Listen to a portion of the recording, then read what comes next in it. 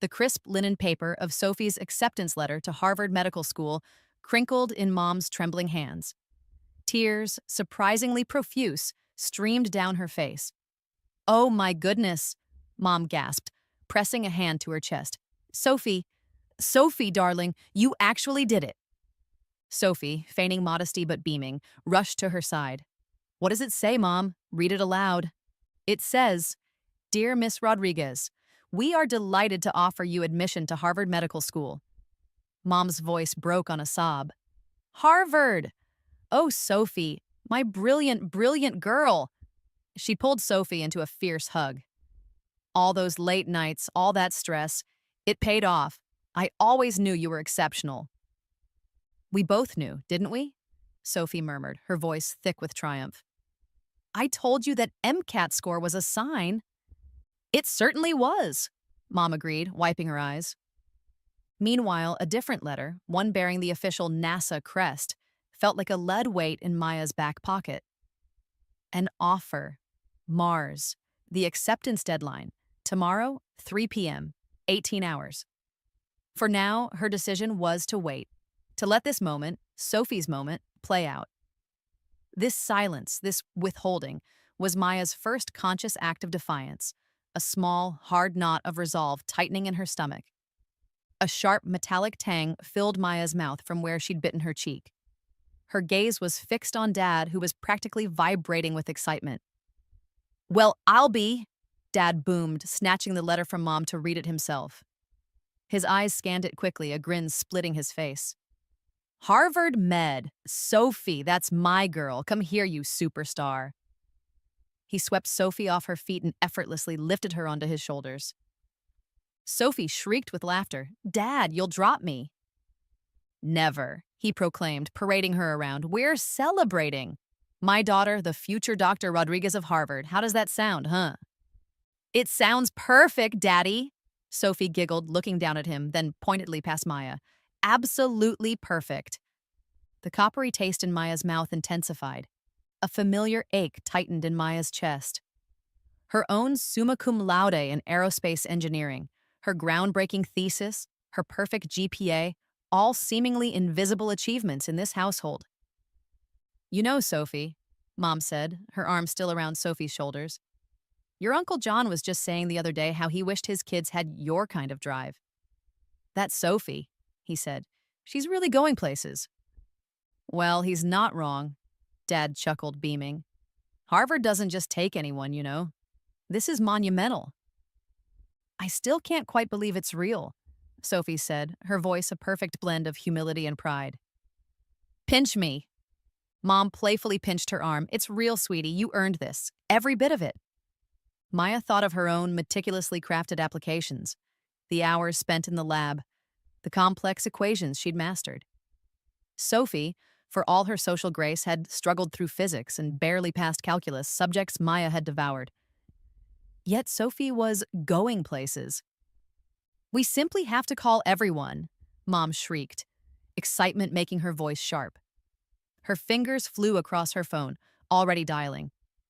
"Grandma Millie first, then Aunt Carol. Oh, Sophie, who else must know immediately?" "Dr. Albright?"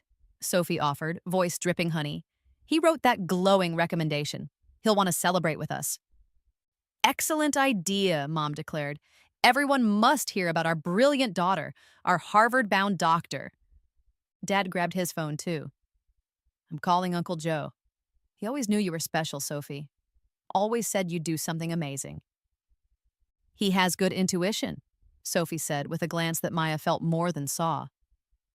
Maya retreated further into the shadows of the living room, the scene playing out like a garish, overly rehearsed play. Each brilliant daughter and Harvard doctor felt like a tiny shard of glass embedding itself under her skin. Maya slipped away from the celebratory vortex, the sound of her mother's excited voice. "Sophie's practically a genius, Millie. Always has been," following her up the stairs. In her room, the NASA letter felt like a tangible piece of a different reality. "Mars Mission Preparatory Team. Your exceptional qualifications." "Practically a genius," Maya echoed softly, a humorless smile twisting her lips. And I'm just background noise, I suppose. She glanced at the official acceptance form on her desk. The deadline was stark. Tomorrow, 3 p.m. Less than 18 hours. 18 hours to reroute her entire existence. Well, this background noise is about to get very loud, she vowed to her reflection in the dark window, the girl staring back looking fiercer than Maya had felt in years. You think Sophie's Harvard acceptance is big news? A small, almost predatory smile touched her lips. Honey, you have no idea what's coming. The years of self-effacement, of quiet achievement met with polite disinterest, crystallized into a hard, unbreakable resolve. Tonight, the silence ends, she whispered, the words a promise to herself. Tonight I am done. I am so utterly and completely done being the invisible daughter, the forgotten star in their carefully curated sky. The decision wasn't just made. It was forged in the fire of that moment, solid and immutable. The house downstairs still buzzed with Sophie's Harvard announcement. Maya stood in her room, NASA offer in hand, phone in the other. Her reflection showed a face etched with new, exhilarating resolve. The turmoil of the past hour had cooled into singular focus. No hesitation remained. She'd memorized Dr. Chen's direct line. With a steady hand, she pressed call. The phone rang twice. Dr. Chen, a warm, professional voice answered. Maya took a breath, her voice emerging clear and unyielding. Dr. Chen, this is Maya Rodriguez. Ah, Miss Rodriguez. A pleasure to hear from you, Dr. Chen replied, his tone expectant. I trust you've considered our offer? I have, doctor, Maya said, a faint smile on her lips. And I am delighted to formally accept your offer for the Mars Mission Preparatory Team. There was a pleased pause. That's wonderful news, Maya, truly. We were all incredibly impressed with your profile, particularly your thesis. Welcome aboard. We're thrilled to have you. Thank you, Dr. Chen. I'm excited to get started. Excellent. My assistant will send the onboarding documents via email. We'll need your formal signature. A welcome packet arrives by courier tomorrow. Any immediate questions? No, doctor. Everything was very clear. Perfect. Then again, congratulations, Maya. This is the start of an incredible journey.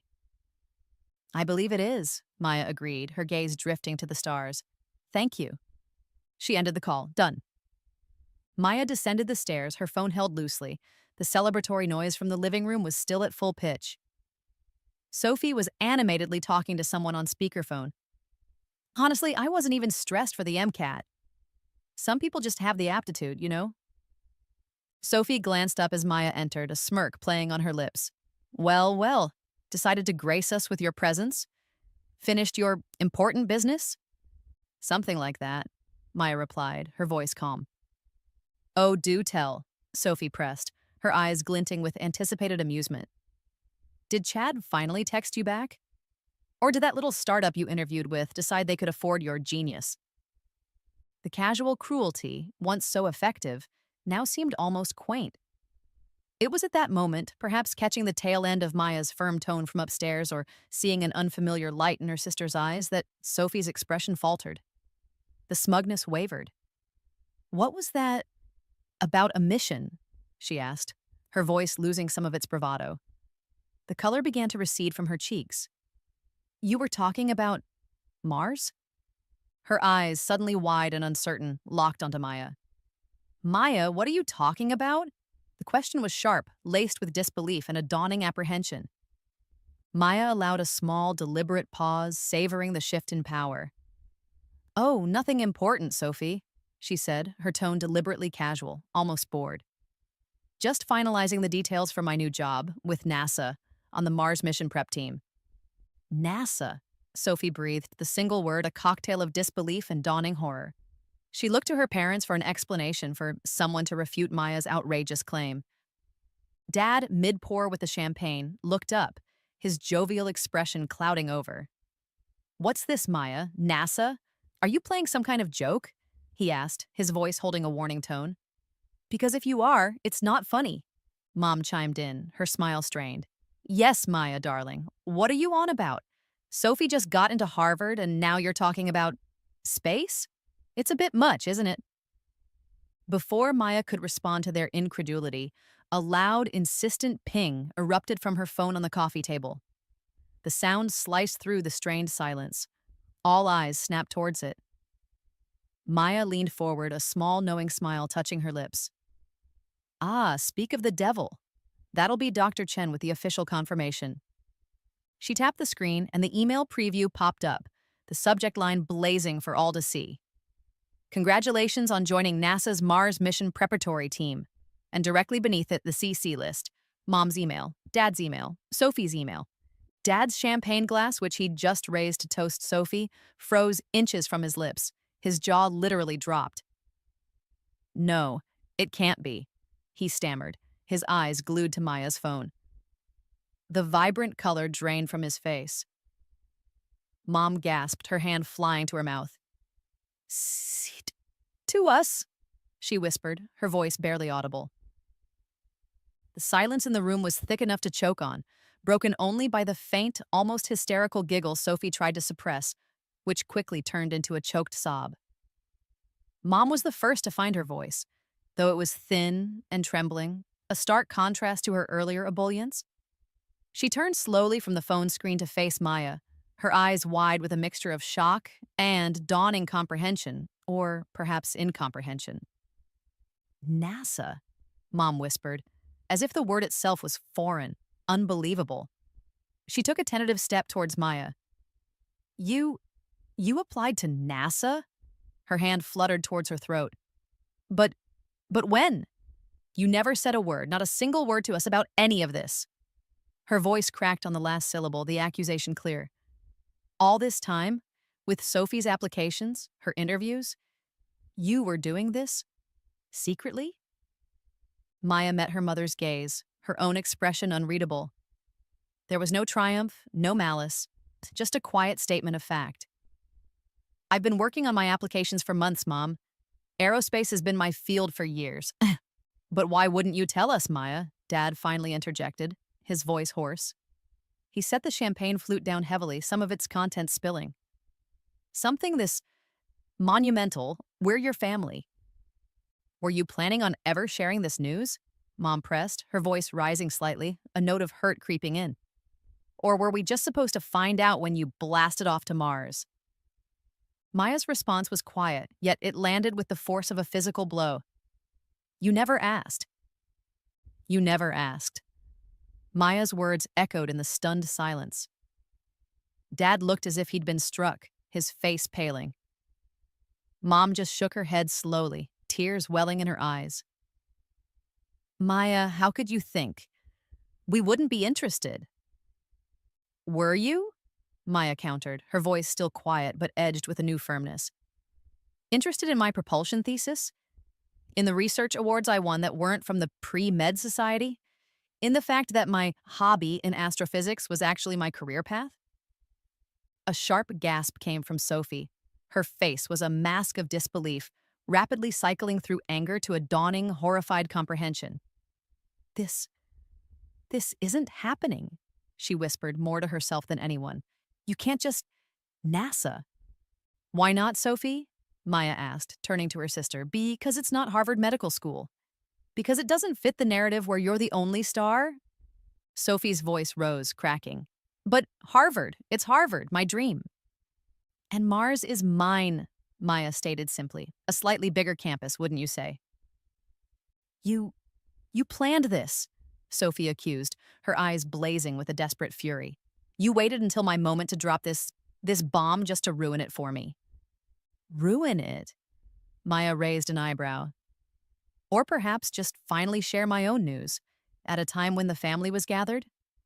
You seem to be enjoying the spotlight, Sophie. I just thought I'd add another candle to the cake, a rocket-sized one. Sophie just stared, her chest heaving. The Harvard letter on the mantelpiece seemed to shrink. Her perfect day, her perfect announcement, all turned to ash by 3 letters, NASA. The morning after the NASA bombshell, Sophie's text was curt. The daily grind, 10 a.m., we need to talk. Maya found her at a corner table, a smug manila folder, an unwelcome centerpiece on the marble. Maya, you made it, Sophie cooed, a saccharine smile plastered on her face. I was half expecting a cancellation due to astronaut things. Funny, Sophie, Maya said, not sitting down immediately. What's this about? Oh, just a little chat between sisters, Sophie replied, gesturing to the chair. Come on, don't be dramatic. I even got you your Americano black, just how you like it. See, I do pay attention sometimes. Maya reluctantly sat. You've never paid this much attention to my coffee preferences before. Well, last night was a lot, Sophie said, her eyes glinting. Your big NASA news. So unexpected, so grand. She leaned forward, her voice dropping to a conspiratorial whisper. And it got me thinking, Maya, about you, about your future. We wouldn't want any skeletons rattling around, would we? Especially with such a high-profile position. Skeletons? Maya repeated, her guard up. What are you implying? Sophie's smile widened, no longer even pretending to be friendly. She tapped the manila folder. Just a little something I stumbled upon. Something I thought, as your loving sister, you absolutely had to see before things go any further with your space dreams. With a flourish, she slid the folder across the table. Maya's fingers hesitated over the plain manila folder. It felt heavy, not in physical weight, but with the oppressive intent radiating from Sophie. Her sister watched her, that venomously sweet smile still playing on her lips, her eyes alight with a predatory gleam. Go on, Maya, Sophie urged, her voice a low purr, now supposedly dripping with false concern. You really, really need to see this. For your own good, of course. Wouldn't want you to be blindsided later by something from your past. Taking a slow breath to steady herself, Maya reached out and untied the flimsy string closure. She pulled back the cover. Inside, nestled on top of a few other documents, was a single, official-looking sheet of paper from their university. The letterhead was instantly recognizable.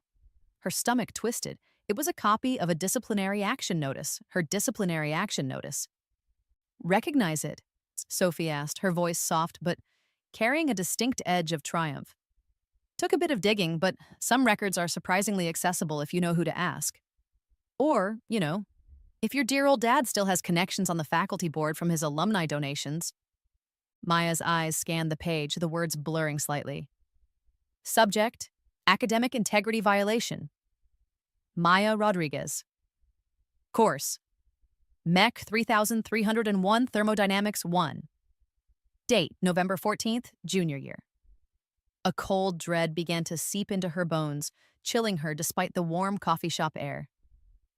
Oh, Maya, look at your face, Sophie said, her feigned sympathy almost comical if it weren't so malicious. Don't look so shocked. It's just a little hiccup from your otherwise stellar academic career. We all make mistakes, don't we? Even future astronauts.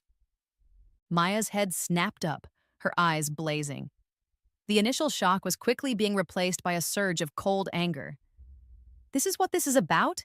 She demanded, her voice low and dangerous. You dug this up? Sophie leaned back, feigning surprise at Maya's tone. Dug it up, darling. It's part of your official university transcript. A permanent record, as they say. She tapped a perfectly manicured nail on the paper. It clearly states, Miss Maya Rodriguez was found in possession of unauthorized notes during the thermodynamics and final examination, resulting in a failing grade for the exam and a formal warning placed in her student file. Her voice was calm, reciting the damning words as if reading a weather report. So, yes, Maya, you were caught cheating on your thermodynamics exam junior year. That was a false accusation, and you know it, Sophie, Maya retorted, her fists clenching under the table. Professor Davies had a grudge against me from day one because I challenged his outdated methods. Those notes weren't mine. Someone else left them at that desk. Oh, were they? Sophie drawled, unimpressed. A likely story. One that the disciplinary committee clearly didn't buy. Poor Maya, always the victim. They didn't listen, Maya insisted, her voice rising slightly despite her efforts to control it. I had a perfect record before that. I didn't need to cheat. I aced every other part of that course. And yet, Sophie said, her smile tightening, the record still exists, doesn't it?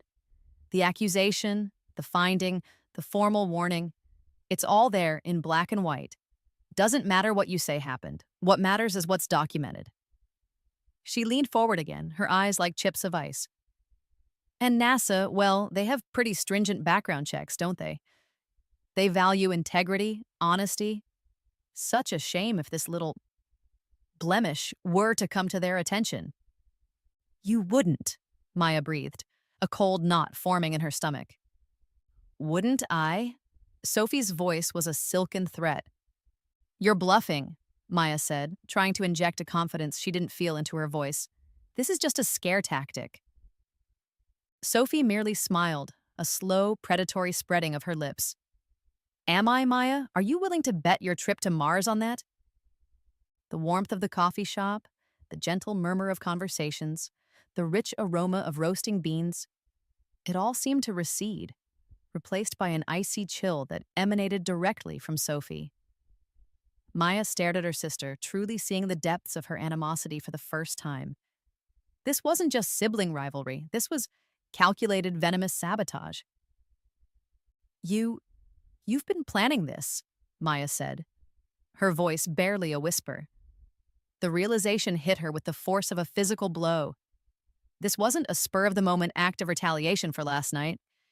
This was premeditated. Sophie's smile was triumphant. Planning? Let's just say I believe in being prepared, Maya. While you were busy gazing at the stars and dreaming of other planets, I was doing a little groundwork. Here on Earth.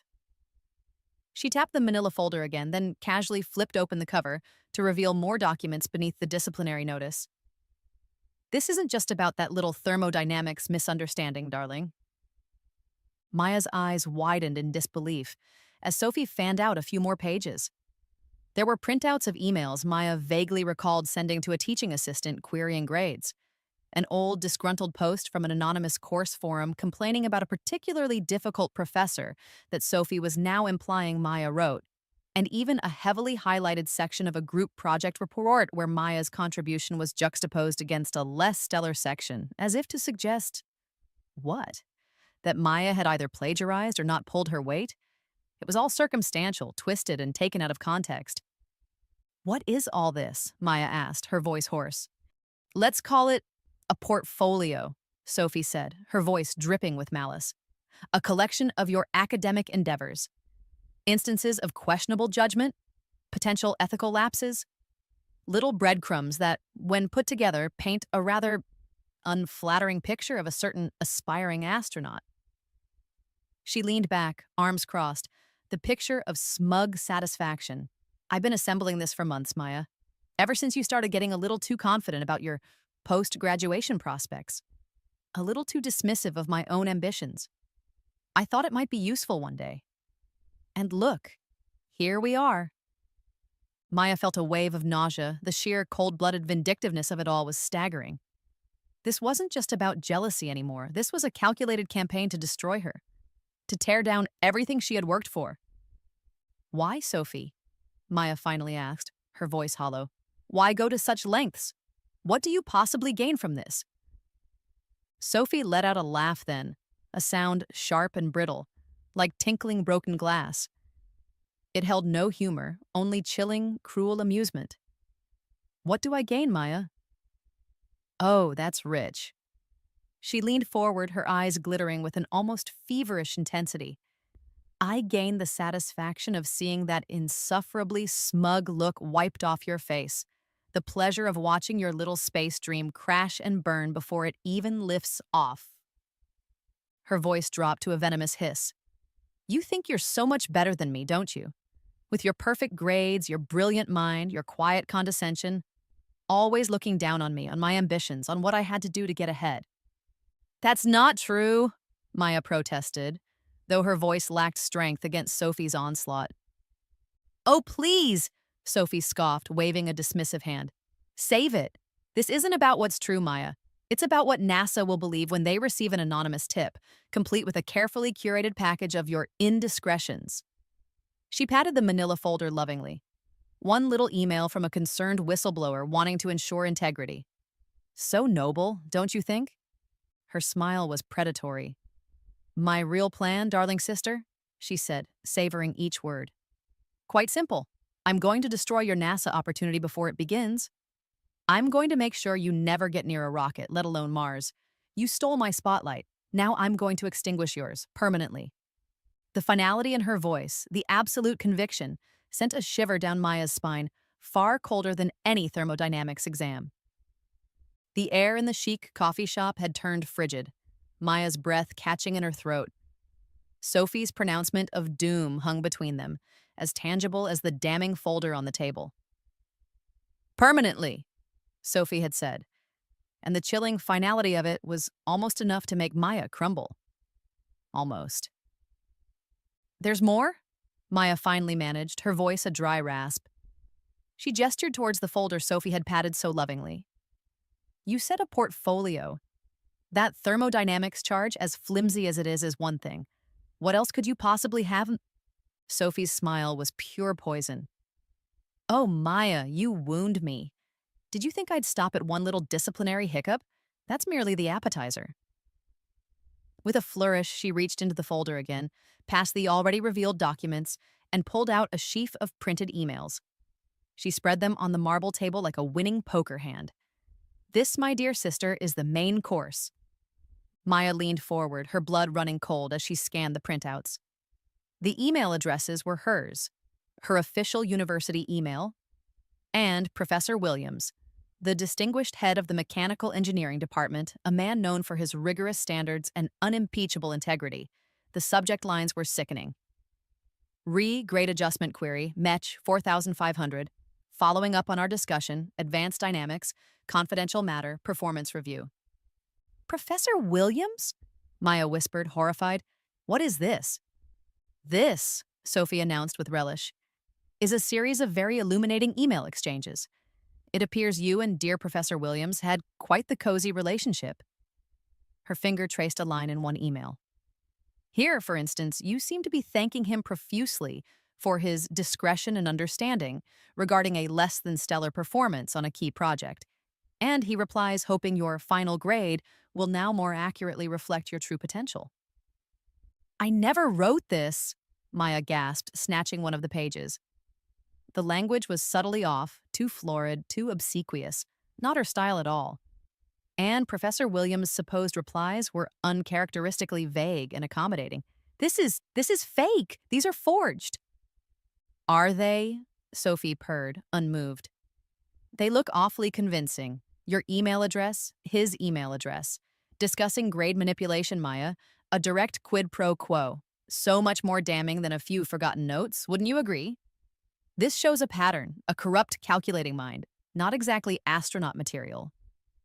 Sophie, this is insane, Maya cried, her mind reeling. Professor Williams would never, I would never. How could you even begin to fabricate something like this? Oh, I have my talents, Sophie said with a dismissive wave. Let's just say technology is a wonderful tool for the creative, and people are so trusting of what they see in print, especially from official-looking email accounts. She tapped the university logo on one of the forged emails. This folder, Maya, doesn't just suggest you cheated on an exam. It proves you systematically manipulated your way through your degree. And NASA will be fascinated to learn all about it. The coffee shop, Sophie's smug face, the damning, forged emails.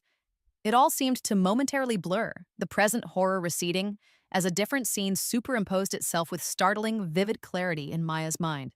Flash forward, 6 hours from now, the sleek, sun-drenched lobby of the NASA Recruitment Center. Not the Johnson Space Center itself, not yet, but an official building where dreams were either launched or irrevocably grounded.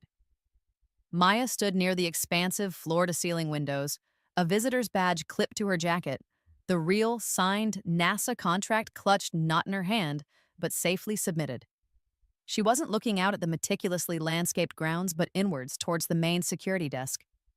2 uniformed NASA security officers, their expressions impassive but firm, were escorting a figure towards the exit.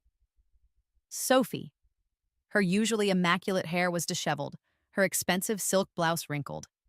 Her face, pale and streaked with tears, was a mask of incredulous fury and utter humiliation. She wasn't gliding with her usual arrogant poise. She was being firmly, unmistakably steered. This is an outrage.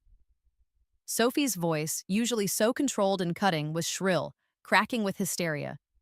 It echoed unnaturally in the cavernous, usually hushed lobby. "You can't do this to me! I demand to speak to someone in charge! My father is a very influential man." One of the officers, a tall woman with a no-nonsense demeanor, spoke, her voice calm but carrying authority. "Ma'am, you've already spoken with the head of security and the legal department. The university has been notified, and local law enforcement is on their way to take your statement regarding the fraudulent documents and harassment claims." "Harassment?" Sophie shrieked. "She's the one harassing me. She's the liar, the cheat." Her wild eyes found Maya standing by the window. You did this, you bitch. You'll pay for this." The second officer, a burly man, gently but decisively tightened his grip on Sophie's arm. "That's enough, ma'am. Please come quietly." Then, the most damning detail of the vision. The glint of metal as the officer behind Sophie discreetly but efficiently produced a pair of handcuffs. The soft, metallic click-click as they were secured around Sophie's wrists seemed to reverberate in Maya's mind louder than any explosion. Sophie let out a strangled sob, her fight suddenly extinguished, replaced by a truly pathetic, defeated whimper. The automatic doors hissed open, and Sophie Rodriguez, the golden child, the Harvard-bound star, was unceremoniously escorted out of NASA premises, not as a triumphant visitor or an esteemed candidate's family member, but as a disgraced, handcuffed suspect. The vision dissolved as quickly as it came, the clatter of a nearby tray in the coffee shop pulling Maya sharply back to the present, to Sophie's smug, expectant face across the table.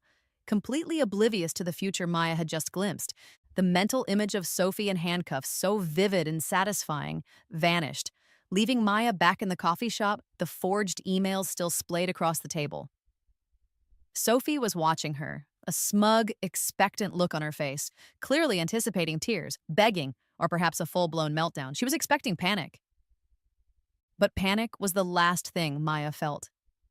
The flash forward, whether a premonition, a fantasy, or a moment of sheer determined foresight, had acted like a splash of icy water.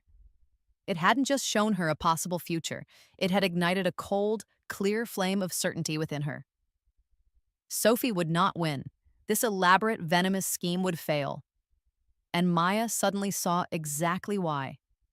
Her eyes, no longer wide with shock but narrowed in sharp analytical focus, scanned the forged emails again. Sophie had been meticulous, arrogant in her cleverness. The tone of the faked messages, the university letterhead style on the printouts, the official-looking signature blocks for both herself and Professor Williams.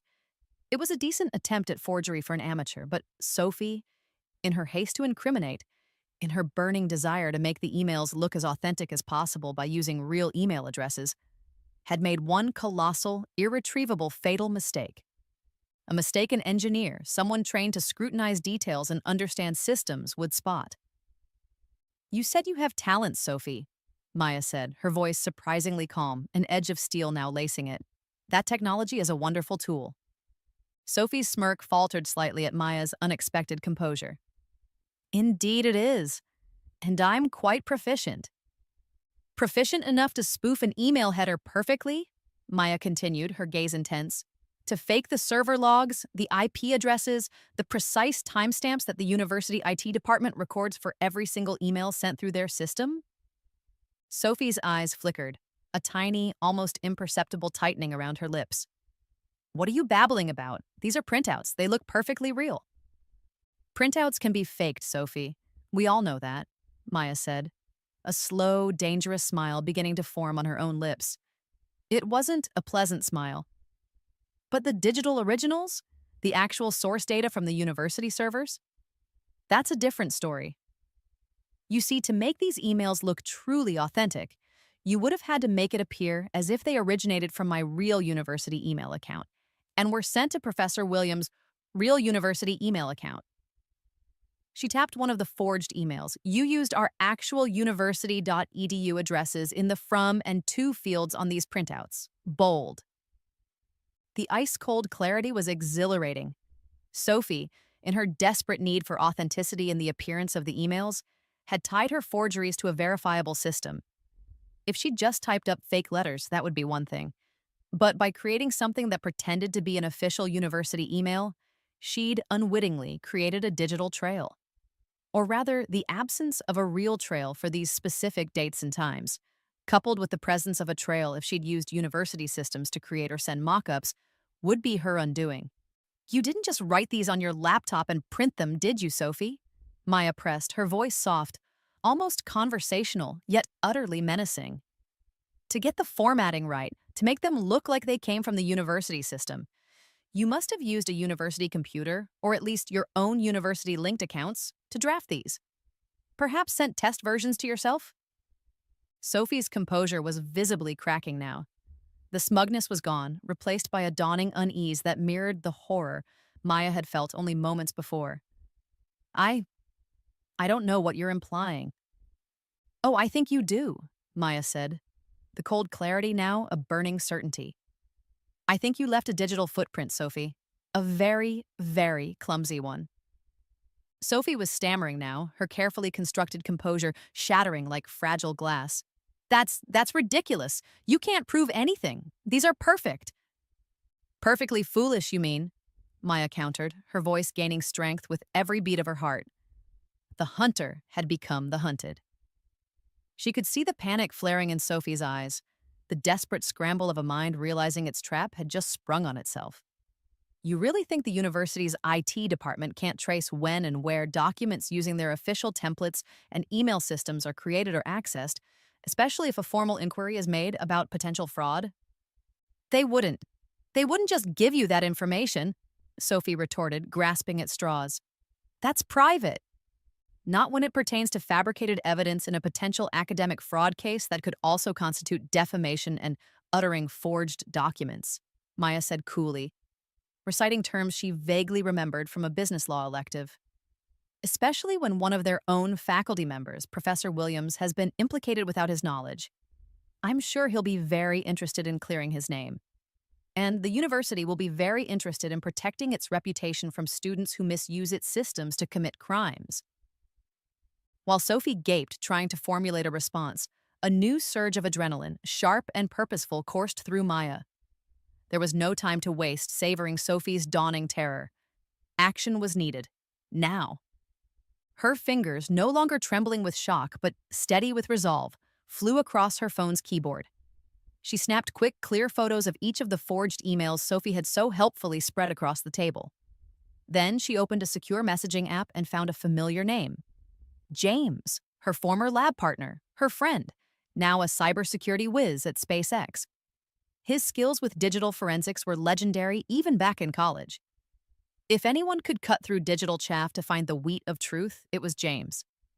She attached the image files. Her message was brief, urgent, and to the point. James, she typed, emergency. Sophie's trying to sabotage my NASA offer with faked evidence. These are supposedly emails between me and Prof. Williams. Her thumbs moved like lightning.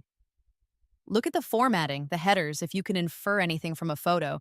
But mostly, I suspect she used her uni account or computer to create these.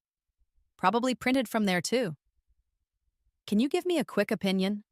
More importantly, can you trace the metadata on these files if I can get you originals or a formal scan later? Anything to pinpoint creation date, author, original software, or IP.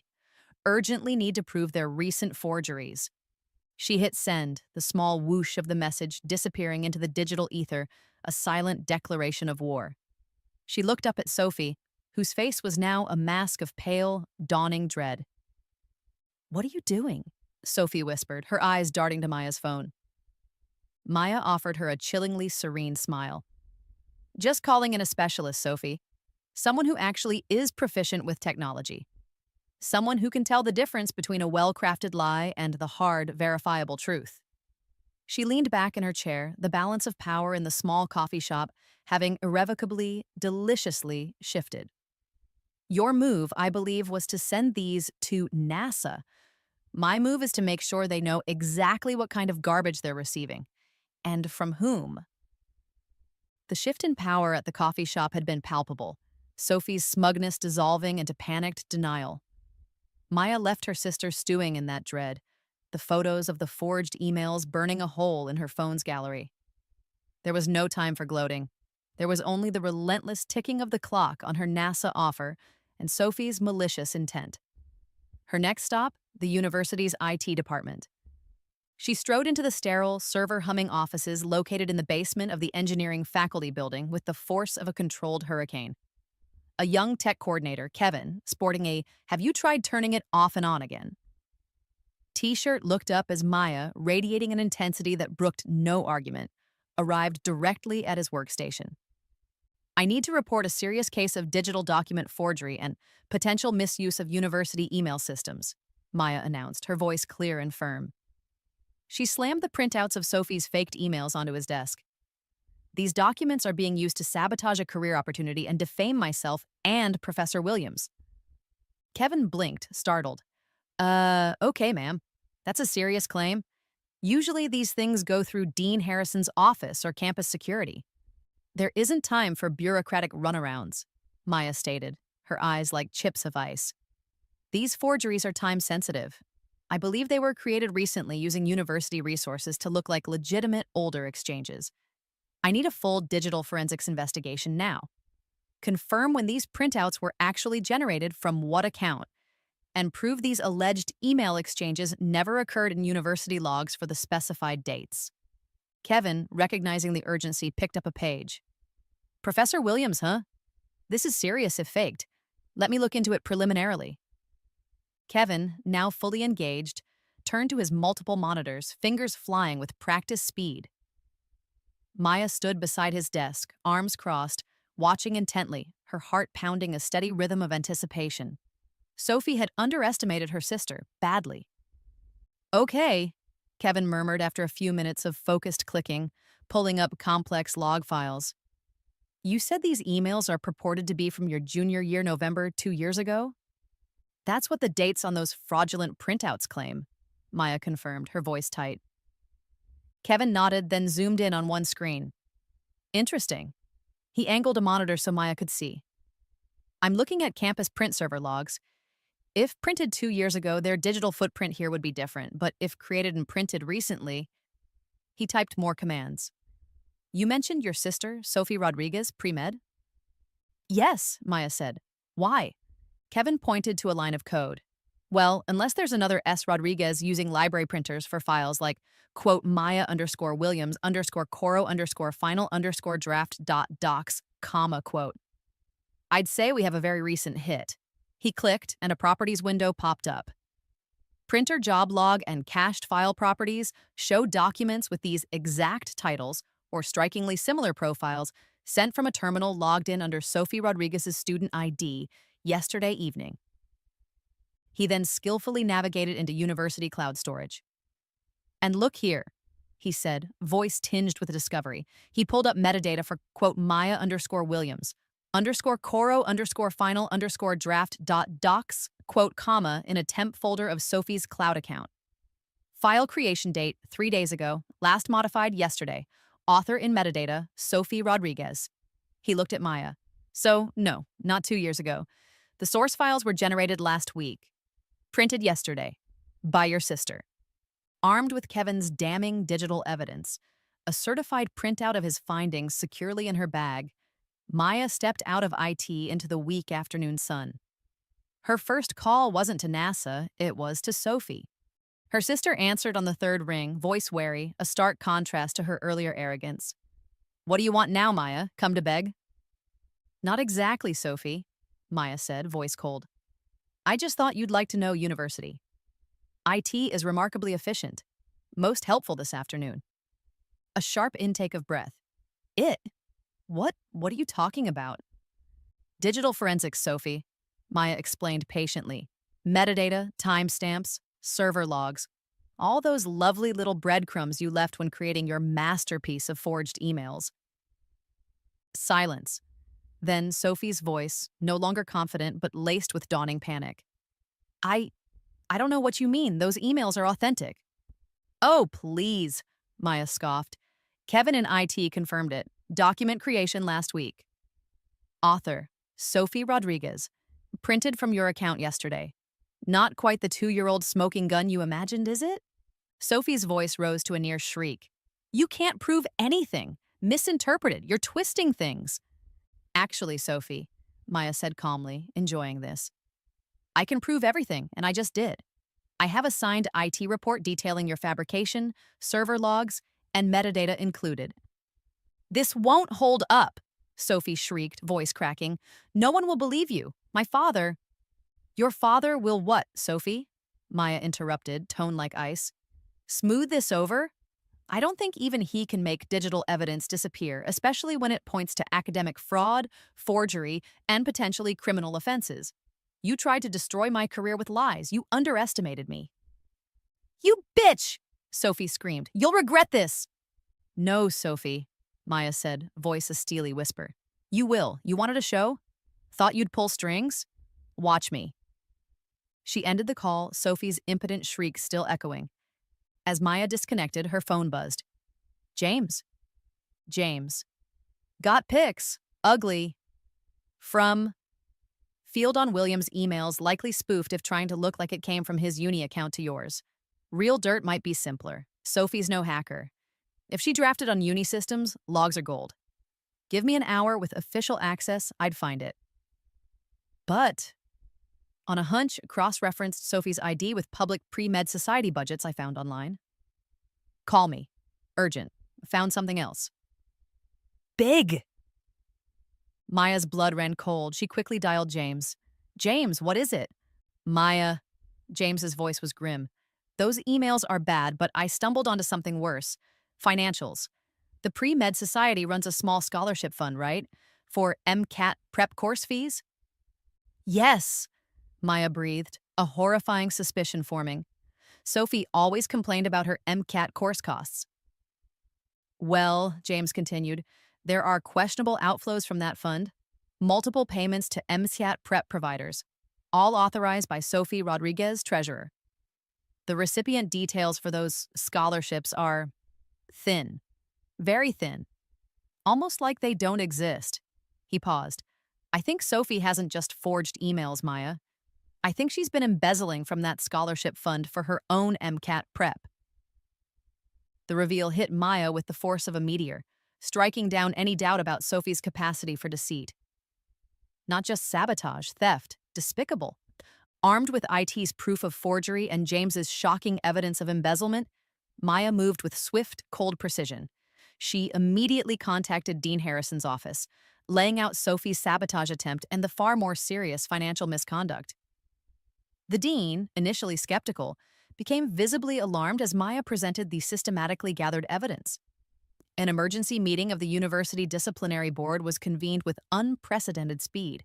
By late afternoon, as the sun began to dip, the wheels of university justice were grinding inexorably. Kevin from IT had testified. The Pre-Med Society's faculty advisor was scrutinizing accounts with horror. Sophie, Maya heard, had been summoned and was in a complete meltdown, her parents called to campus. The board was expected to vote on her immediate suspension, likely leading to expulsion before sunset. The charges were severe, the evidence damning. Maya wouldn't be there for Sophie's campus downfall. She had her own urgent appointment. Her phone pinged. NASA, new recruit orientation. 5 p.m. A grim smile. Sophie tried to extinguish her dream, only accelerating her self-destruction. Maya picked up her bag. NASA contract orientation packet. Some reach for stars, others dig graves pulling people down. Today, Maya was reaching. Time for orientation, she murmured, a new lightness in her step. The battle was won. Her future, bright and boundless, awaited. The university's grand auditorium, usually for convocations, was hastily repurposed for an emergency disciplinary hearing.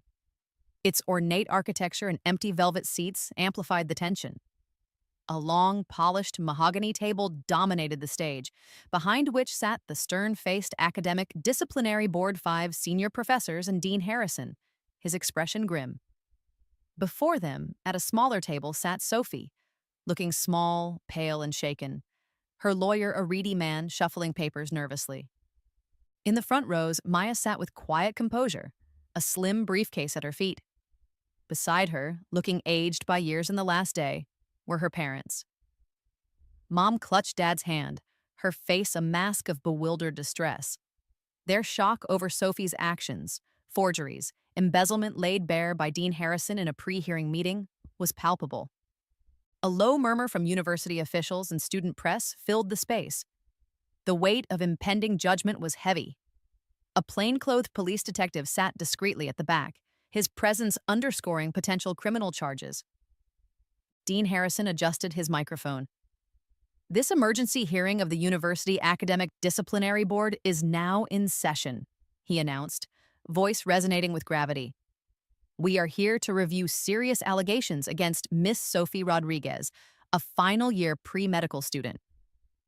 He paused, gaze sweeping over Sophie, then Maya, then their parents. These allegations encompass academic fraud, specifically fabrication of university communications for malicious purposes, and financial misconduct relating to embezzlement from the Pre-Medical Society's scholarship fund. Sophie flinched. Her lawyer whispered urgently. Miss Rodriguez, Dean Harrison continued, you've been provided with a summary of evidence. This board has reviewed documentation from IT, findings from the Pre-Medical Society's financial oversight, and statements. How do you respond to these grave charges? Sophie's lawyer stood. Dean Harrison, members of the board, my client, Miss Sophie Rodriguez, vehemently denies any wrongdoing. She is the victim, targeted by slander and misinformation orchestrated by... He glanced pointedly at Maya. A jealous sibling. Dean Harrison's expression tightened. Mr. Davies, he addressed Sophie's counsel, this board deals in evidence, not unsubstantiated claims. The IT report on the email forgeries is clear regarding their origin by your client. He turned to Sophie. Miss Rodriguez, these are exceptionally serious allegations with life-altering consequences. Do you personally wish to address them? Before her lawyer could interject, Sophie shot to her feet, defiant rage flushing her pale face. Yes, I do, she exclaimed, glaring at Maya. This is all her. My sister fabricated everything, every piece of so-called evidence. She's been jealous my entire life. Jealous of my social success, my Harvard acceptance, while she dreamt of useless stars. She couldn't stand to see me succeed where she never could. Maya rose slowly, her composure a stark contrast. She addressed the board, voice steady. Dean Harrison, members of the board, may I respond to the accusation of fabricating evidence regarding embezzlement? The dean nodded. Briefly, Miss Rodriguez. Sophie claims I fabricated financial misconduct evidence, Maya stated, turning to her sister, now breathing heavily. Then perhaps she can explain this. From her briefcase, Maya produced a clear evidence bag containing the Pre-Medical Society's scholarship fund checkbook. Recovered from Sophie's locked desk this morning by campus security, authorized by you, Dean. It shows checks written for her MCAT prep courses, signed by her as treasurer. More importantly, Maya paused, University Forensics did a preliminary dusting. Sophie, can you explain why your fingerprints, and only yours, are all over these specific checks and stubs? Sophie recoiled. That's not possible, she stammered, eyes darting around. Those checks were legitimate.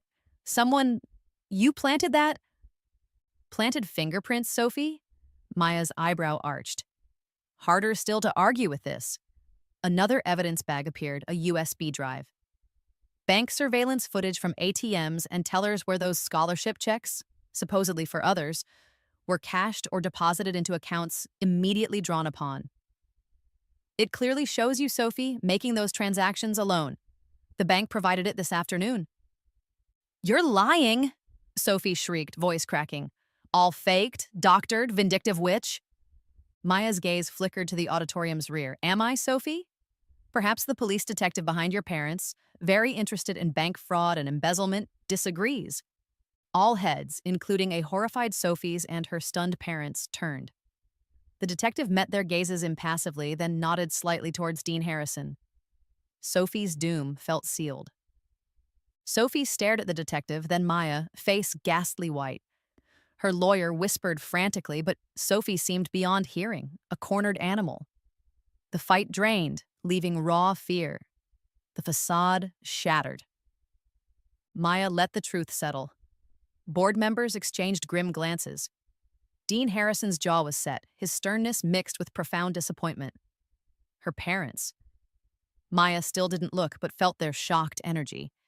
Then, with calm deliberation, Maya reached into her briefcase again, pulling out a pristine official folder. She walked slowly to the board's table. The only sound was her heels clicking on the stage. "Dean Harrison, members of the board," Maya began, voice clear, resonant. "Miss Sophie Rodriguez accused me of fabricating evidence out of jealousy for her Harvard acceptance, implying I had no prospects, no future she could envy, thus manufacturing a motive." She paused before Dean Harrison, laying the folder gently on the mahogany. "This document is not a fabrication, not a dream." She opened it, revealing the NASA logo and official seal. Her formal letter of appointment, her contract. "This," Maya stated, voice ringing with quiet pride, "is my fully executed acceptance and contract with NASA. I've been appointed to the Mars mission preparatory team, the opportunity Sophie tried so criminally to destroy. This," she claims, "is the nothing fueling my jealousy." The embossed golden seal gleamed under the auditorium lights, a tangible symbol of Maya's legitimate work, Sophie's malicious sabotage. The document spoke volumes. Professor Davies, on the board, head of engineering, leaned forward. "Miss Rodriguez, your groundbreaking thesis on ion drive efficiencies. A significant factor in this NASA appointment?" "It was, Professor Davies," Maya confirmed. "My research on higher specific impulse for long-duration spaceflight was key in my selection." Dr. Eris Thorne, renowned astrophysicist on the board, murmured, "The Mars preparatory team, an extraordinary achievement at your career stage, Miss Rodriguez. It demands years of commitment, rigorous training, and unimpeachable character." "Yes, Dr. Thorne," Maya affirmed, "a significant undertaking requiring absolute integrity, transparency, and trustworthiness. Values I hold paramount." The contrast with Sophie's deceit was palpable. Dean Harrison, examining the contract with surprise and admiration, looked up. "Indeed, Miss Rodriguez. This appointment, it reframes Miss Sophie Rodriguez's assertion of jealousy as a motive." A rare smile. "Congratulations. A stellar achievement this university will be proud of." Maya nodded. "Thank you, Dean, members of the board. I wished you to have full context. The NASA contract with the irrefutable evidence of Sophie's forgeries and embezzlement left little room for deliberation." Dean Harrison cleared his throat. "Members of the board," he addressed colleagues, "we've heard evidence against Miss Sophie Rodriguez. IT forensics confirms recent email fabrication. Financial records and bank evidence strongly indicate fund misappropriation. Miss Sophie Rodriguez, do you or counsel have anything further?" Sophie's lawyer, defeated, stood. "We maintain innocence, but no further statements or evidence." He sat heavily. Sophie, a crumpled figure, silent tears streaming, shook her head mutely at Dean Harrison's look for a final plea. "Very well," Dean Harrison said. "The board will deliberate. We reconvene in 30 minutes for findings and actions." He and the board filed out, leaving a heavy, suffocating silence.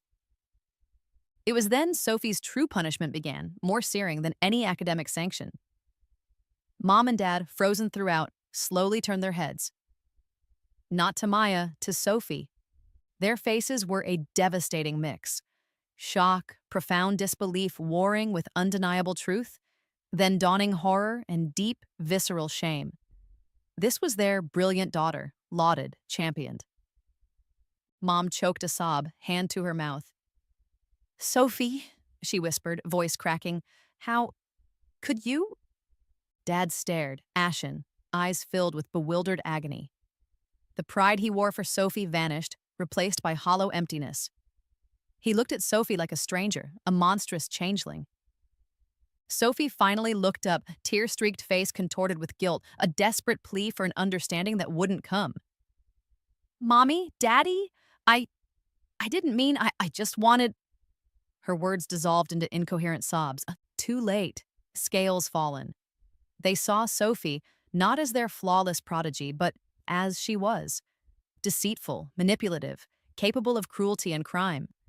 And in that brutal clarity, they also, perhaps for the first time, truly saw Maya, overlooked, Underestimated, wounded for years, now revealed as the one of genuine brilliance, integrity, strength. The contrast was a silent, crushing indictment of their blindness. Their faces crumpled, dawning regret a palpable force. This, Maya knew, was Sophie's real, inescapable punishment. Irretrievable loss of her parents' blind adoration, the soul-crushing weight of their horrifying enlightenment. The 30 minutes the disciplinary board had allotted for deliberation stretched into an agonizing hour. Finally, Dean Harrison and the board members filed back onto the stage, their faces unreadable but set with a unified resolve. The auditorium, which had been filled with whispered speculations and the raw, ragged sounds of Sophie's intermittent sobs, fell into a pin-drop silence. Mom and Dad sat ramrod straight, bracing themselves. Sophie, flanked by her now utterly useless lawyer, looked like a condemned prisoner awaiting the gallows.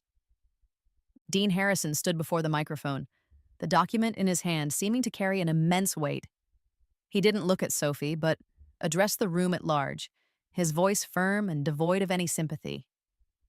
"The board has reached a unanimous decision," he began, each word precise and deliberate, "regarding the charges of academic fraud, including the forgery of official university communications and the malicious fabrication of evidence with intent to harm another student. This board finds Miss Sophie Rodriguez unequivocally guilty." A small gasp escaped Mom. Sophie just stared blankly ahead. "Regarding the charges of financial misconduct," Dean Harrison continued, "specifically the embezzlement of funds from the Pre-Medical Society's Student Scholarship Fund, this board also finds Miss Sophie Rodriguez unequivocally guilty." He finally turned his gaze directly upon Sophie, who flinched as if physically struck. Given the severity of these offenses, the calculated deceit involved, and the profound breach of trust and ethics demonstrated, the disciplinary board has determined the following actions. He paused, letting the silence stretch for maximum impact. "Sophie Rodriguez," Dean Harrison declared, his voice resonating through the auditorium with the undeniable force of judgment. "You are hereby expelled from this university, effective immediately. Furthermore, due to the egregious nature of your actions, particularly those aimed at defrauding scholarship funds and attempting to maliciously derail another individual's career through fabricated academic integrity violations, this university will be formally notifying all relevant medical school accreditation bodies and application services. As such, you are effectively banned from all legitimate medical school applications nationwide." The words, cold and final, hung in the air. Expelled, banned. Sophie's Harvard dreams, her entire meticulously crafted future, had just been publicly, irrevocably annihilated. 6 months later, it feels like a lifetime ago, that tense auditorium, the sound of Sophie's world crashing down. Now, I'm floating, literally, suspended in the buoyant, disorienting embrace of simulated zero gravity at NASA's Johnson Space Center in Houston. Below me, through the massive curved viewing port of the training module, a breathtakingly beautiful, impossibly vibrant Earth rotates with silent majesty. It's a sight that still steals my breath every single time. My new office view, you could say. The irony isn't lost on me. While I'm learning to navigate 3 dimensions without up or down, training for EVAs, and immersing myself in the complex systems of the Orion spacecraft, Sophie is, according to the infrequent and invariably awkward updates I get, navigating the complexities of an espresso machine. She's working at a coffee shop, not even the daily grind she so favored, but some anonymous chain outlet in a strip mall back home. Her Harvard dreams, once the blazing sun of our family's universe, are now as distant and unattainable as the nebulae I study on star charts. It's not something I gloat about. Honestly, her self-inflicted downfall is more a tragedy than a victory. A waste of potential, twisted by envy and malice. My parents call weekly, sometimes more. Their voices, once so quick to praise Sophie's every minor achievement while overlooking mine, are different now. They're thick with a new kind of pride when they talk to me, an almost desperate need to connect, to make amends. "We're so proud of you, Maya," Mom often says, her voice catching. We just didn't see. We're so sorry." Dad is quieter, his regret a heavy presence on the line. "Your mother's right, Pumpkin. We messed up. But watching you now, it's incredible." I accept their apologies, their newfound attentiveness. I know it's genuine, but a part of me is still shielded, still healing from years of being the background star. My focus, my energy, it's all directed forward. And forward is Mars. The preliminary training is intense, exhilarating. I'm working with some of the most brilliant, dedicated people I've ever met, a team that truly functions as one. We eat, sleep, and breathe mission parameters, contingency plans, system redundancies. There's no room for petty jealousies or spotlight hogging here. Survival depends on mutual trust and absolute competence. My next major mission phase is gearing up. The Integrated Mars Colony Habitat and Transit Vehicle Prep Team. We launch for the orbital assembly station in 18 months. 18 short months. So no, I don't dwell on the past, on Sophie, or even much on the shifting dynamics with my parents. My gaze is fixed on that red speck in the night sky, the next giant leap. Looking back, especially from this vantage point, literally and figuratively, it all seems so clear. The universe, in its vast, indifferent wisdom, has a funny way of balancing the books, of ensuring that true merit eventually finds its trajectory. Sophie was obsessed with the appearance of brilliance, with the applause, the accolades, the spotlight. She never understood that true achievement isn't about outshining others, it's about fueling your own light, your own passion, until it burns so brightly it illuminates your path and maybe, just maybe, inspires others to look up. She tried to steal my light, to ground my dreams before they could take flight. But she forgot one crucial thing about stars. They aren't diminished when someone else tries to stand in their glow. They just continue to burn, to strive, to reach. And some, like the one I'm aiming for, are so powerful, they cast very long, very defining shadows on those left behind in the darkness of their own making. So yes, some people are destined to reach for the stars, to push the boundaries of what's possible, to contribute something lasting, and others? Well, others, I've learned, are content to just steal the spotlight, however briefly, however destructively. The choice in the end is always ours, and I know which one I've made. Mars is waiting,